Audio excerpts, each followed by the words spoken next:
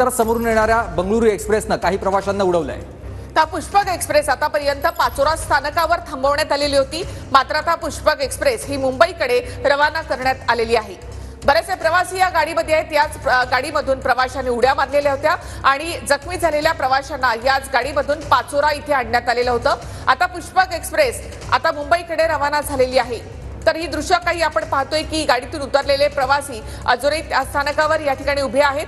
Bengaluru express जी आहे ती अद्याप तिथेच उभी असून या एक्सप्रेस मधले प्रवासी हे आता सध्या ट्रॅकवर उभे असलेले पाहायला मिळत आहेत। तर दुसरी दृश्य ती म्हणजे जळगाव मधून या अँब्युलन्स आता घटनास्थळी पाठवल्या जात आहेत। रेल्वे प्रशासन तसंच स्थानिक पातळीवरच्या सगळ्या प्रशासकीय आस्थापनांकडून या सगळ्या प्रकरणानंतर या घटनेनंतर अँब्युलन्सची व्यवस्था वैद्यकीय व्यवस्था तैनात ठेवण्यात आलेली आहे।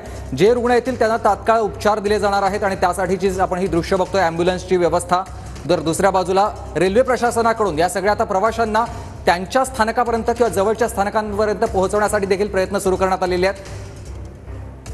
रेल्वे विभागाने दिलेल्या माहितीनुसार आतापर्यंत 35 ते 40 जण जखमी असल्याची माहिती आहे। 7 ते 8 जणांचा मृत्यू झाल्याची शक्यता वर्तवली जाते।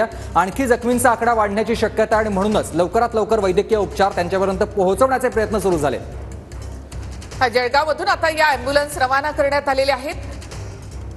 करधाडे या रेल्वे स्थानकाजवळ ही घटना घडलेली आहे आणि एकूणच हा सगळा एरिया जर आपण पाहिला तर या ठिकाणी रेल्वेचं काम सुरू आहे, त्याचबरोबर एका ब्रिजचं काम देखील या ठिकाणी सुरू आहे। प्रवाशांनी इथूनच उड्या मारल्यामुळे काही प्रवासी जखमी देखील झाले, तर 7 ते 8 जणांचा मृत्यू झाल्याची देखील माहिती या ठिकाणी मिळत आहे।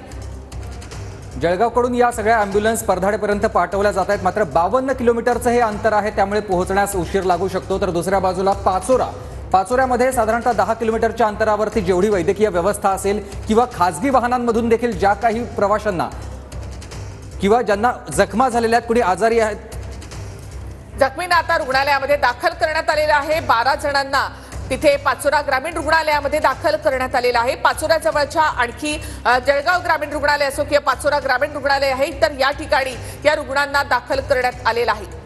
तर पाचोऱ्याची दृश्य आपण पाहतो ग्रामीण रुग्णालय या ठिकाणी काही प्रवाशांना उपचारासाठी आणण्यात आलेलं आहे, तर काही प्रवासी त्यांच्या सोबत जे होते ते देखील या ठिकाणी पाहायला मिळत आहेत। प्रशासन आता घटनास्थळी